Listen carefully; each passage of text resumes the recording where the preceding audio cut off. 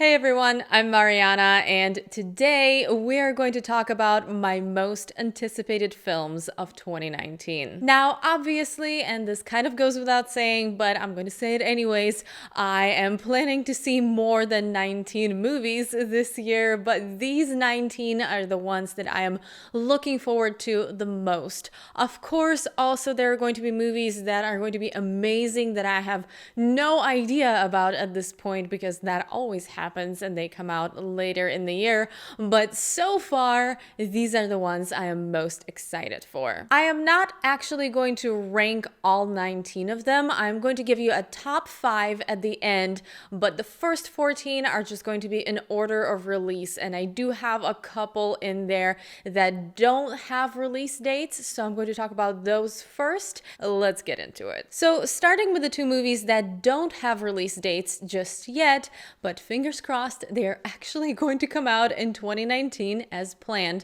Those two are I'm Thinking of Ending Things and The Lighthouse. Now, you probably remember me talking about the book I'm Thinking of Ending Things, and yes, this is a film adaptation, and I am so incredibly excited, particularly because it's being directed by Charlie Kaufman.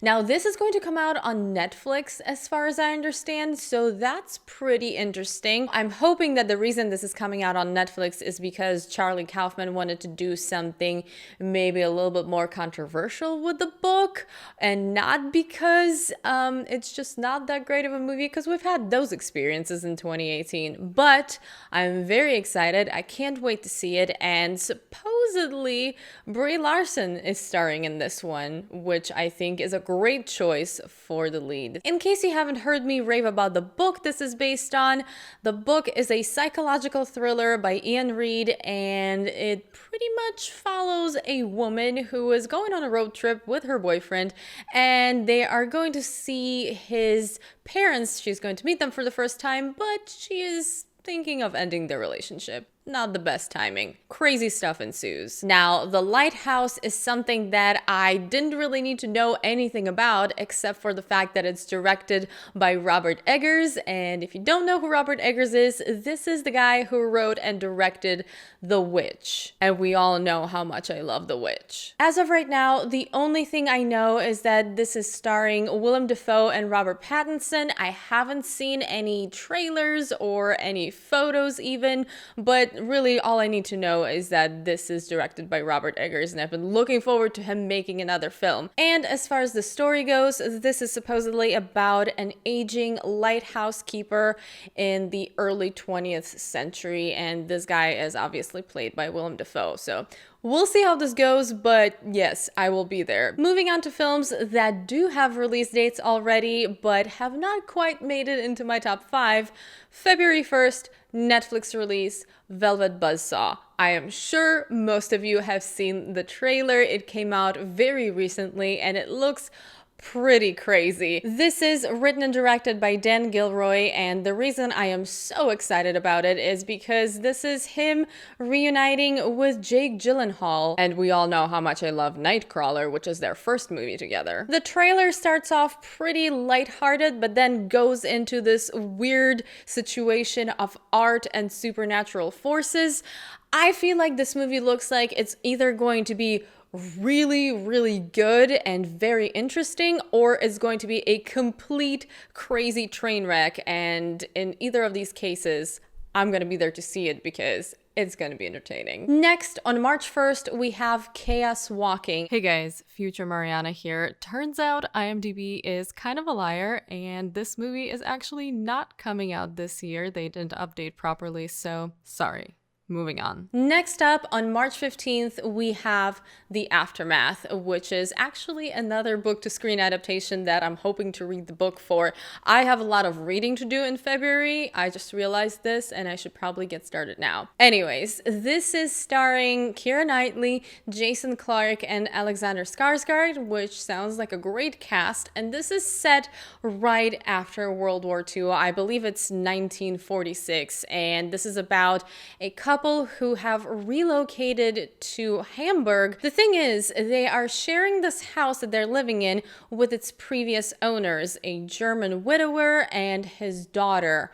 As you can imagine, drama ensues. Now, I am mostly excited about the cast here because I really love Keira Knightley in period pieces, but generally, as you probably have noticed with the books that I've been reading, World War II is a topic that I have a lot of interest in, and this is pretty promising, and I have had this book recommended to me a few times, so pretty intrigued. Next up, on April 26th, Avengers Endgame. I think this is pretty self-explanatory. If anything, this could be a little surprising to some of you because I have mentioned my superhero fatigue quite a few times, but having finally seen Infinity War recently, I have to say, I'm excited to see how it ends because Infinity War was pretty good and the trailer for Endgame, it looks like fun.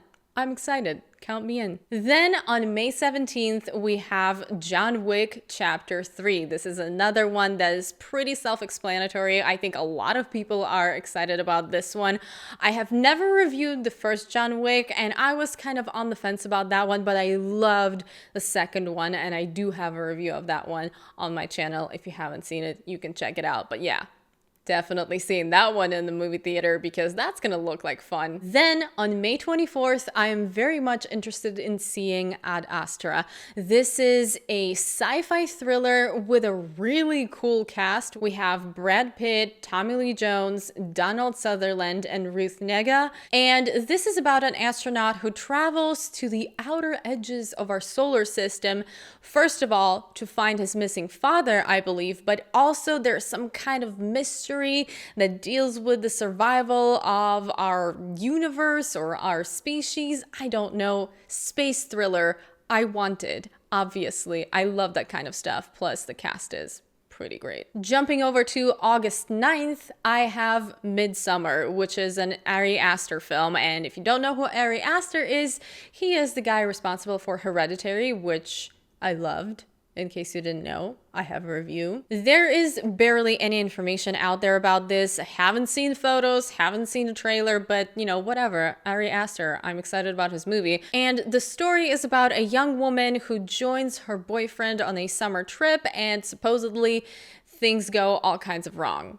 Sign me up. I'm ready. On September 6th, I am very much looking forward to It Chapter 2. I think a lot of people, once again, are very much looking forward to this one. Personally, I really enjoyed Chapter 1 and I really enjoyed rewatching it because I have seen it a couple times since watching it in theaters and I can tell you it holds up. It's a lot of fun. Plus, we are adding James McAvoy and Jessica Chastain, among other people, to the cast, which sounds like a great idea. I just hope they don't drop the ball on this one because the first one has set the bar pretty high. I hope the second one is just as entertaining, but I can't freaking wait. I hope it's great. I hope it's gonna be fun, and yeah. On September 13th, there is a movie coming out called All You Need Is Love. And if that sounds like the Beatles, it's for a reason. First of all, this is directed by Danny Boyle, which already sells me on this movie. There's a Danny Boyle film coming out. I'm going to go see it. This is written by Richard Curtis, which I know some people really hate Richard Curtis. I personally have no problems with Richard Curtis because he wrote Love Actually and About Time, which are two movies that I absolutely love. So yes, but the premise of this, listen to this. I'm going to read it off my phone so I don't mess this up. But a songwriter wakes up one day to realize that he's the only person in the world to remember the Beatles. Using this knowledge, he sets a plan to become a major star.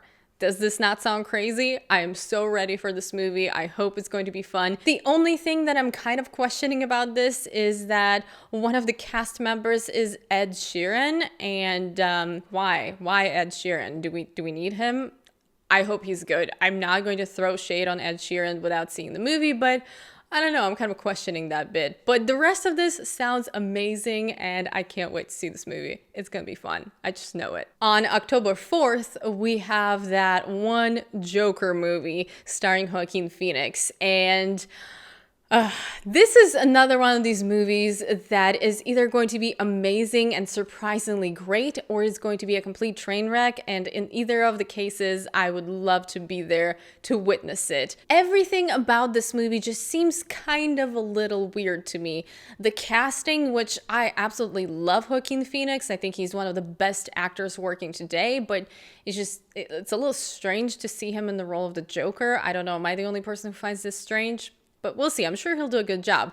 The director and the co-writer is Todd Phillips, who directed The Hangover and Starsky and Hutch and something else. What was it? Yes, The Hangover, War Dogs, and Starsky and Hutch. Am I the only person who finds this a bit of an interesting choice? But yeah, I'll be there. On October 11th, we have another book-to-screen adaptation. This is The Goldfinch. The book is by Donna Tartt, who wrote The Secret History, which is a book a lot of people love. This is directed by John Crowley, who directed Brooklyn, which is a film I really, really loved, and the cinematography is by none other than Roger Deakins. Like, this is at least going to look amazing. I'm 100% sure of that. The cast includes Sarah Paulson, Nicole Kidman, Jeffrey Wright, and Ansel Elgort, which sounds like a pretty solid cast. This movie sounds like it's going to be good. I don't know. I just have a feeling about it.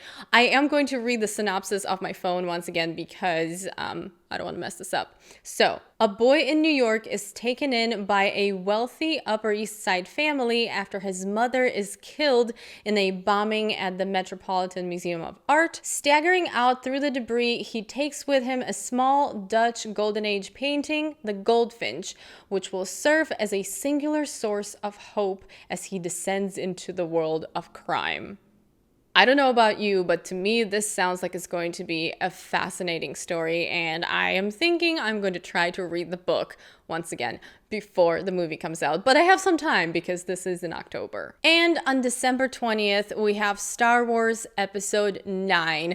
Now, I know there have been some people who have been upset with Star Wars lately because Episode 8 was a little bit of a hit or miss for people. I didn't review it, but personally, if you're curious, I thought it was all right. I didn't hate it like a lot of people did, but I didn't love it either. We do have J.J. Abrams coming back to direct, and I am very excited to see how he's going to wrap up this sequel trilogy. Finally, let's move on to my top 5 most anticipated.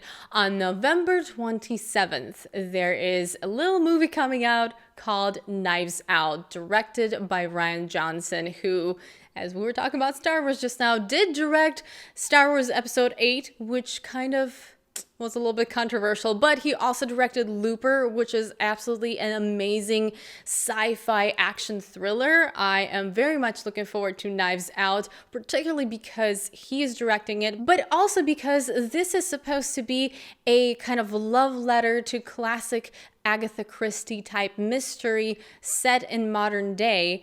And the cast here involves, let me tell you, Daniel Craig, Chris Evans, Michael Shannon, Jamie Lee Curtis, and also a bunch of amazing people as a supporting cast. So I think this is going to be a lot of fun, and judging by the fact that it's coming out later in the year, I have a feeling they know this is going to do really well with the audiences. At number 4, coming out on March 15th, is Jordan Peele's Us. I think this is the trailer that so many people have been buzzing about. I just love the concept of this movie. It looks like a very interesting thriller, and also the whole metaphor of you being your worst enemy is definitely something I can get behind. This is probably on most people's most anticipated lists, and with good reason. Can't wait to see this one. The only concern that I have about it is that the trailer made it look like it's a bit full of jump scares, but I have a feeling that that's just the trailer and the way it's cut to appeal to mainstream audiences. I doubt Jordan Peele packed this with jump scares, and if he did, that's going to be a bit of a bummer, but I am so excited to see it. It looks so cool. At number 3 is my most recent addition to this list, and it went straight to the top because it looks amazing. This is coming out on March 15th, and the movie is called High Life. The trailer literally just came out, and it looks like everything I want from a movie. Beautifully shot, sci-fi survival thriller sounds like something I really need in my life. If you've seen the trailer and you know my taste in movies, you know that this looks like something that's right up my alley. And this is starring Robert Pattinson and Juliette Binoche, which is promising. I wasn't entirely sure about the plot after seeing the trailer, but really, does it matter? It looks like it's going to be a very, very cool movie. So looking forward to that one a lot. At number 2, I have Pet Sematary coming out on April 5th. And when I first heard that they were going to make a readaptation of Pet Sematary, I wasn't really that excited. And then I saw the trailer and I'm completely sold. It looks so good. I'm not even going to talk anymore about it because this is once again pretty self-explanatory.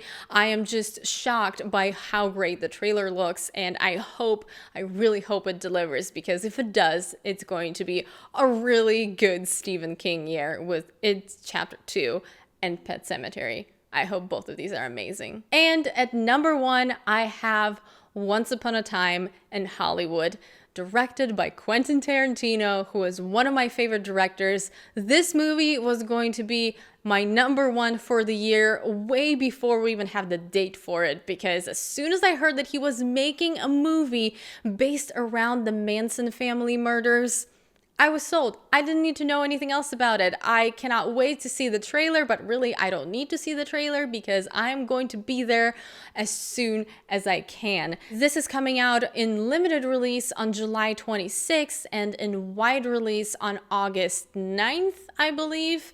And I think it's kind of an interesting date to release it because as far as I remember, the Manson family murders took place August 8th to August 9th. So I'm sure that is not an accident. And plus the cast. Have you seen the cast? The cast is fantastic. We have Leonardo DiCaprio, Brad Pitt, Margot Robbie, Kurt Russell, Al Pacino, Damian Lewis, Dakota Fanning. There are so many amazing people in this movie. I am so unbelievably hyped, and I know Tarantino is not going to disappoint me. And that's it for my 19 movies that I'm watching in 2019 for sure. I'm watching these 19. I am going to be there, and hopefully I'm seeing most of them on the big screen, except for the Netflix ones, obviously. Let me know what movies you're looking forward to this year, and if we have any of the same ones in our top 5, I would love to know.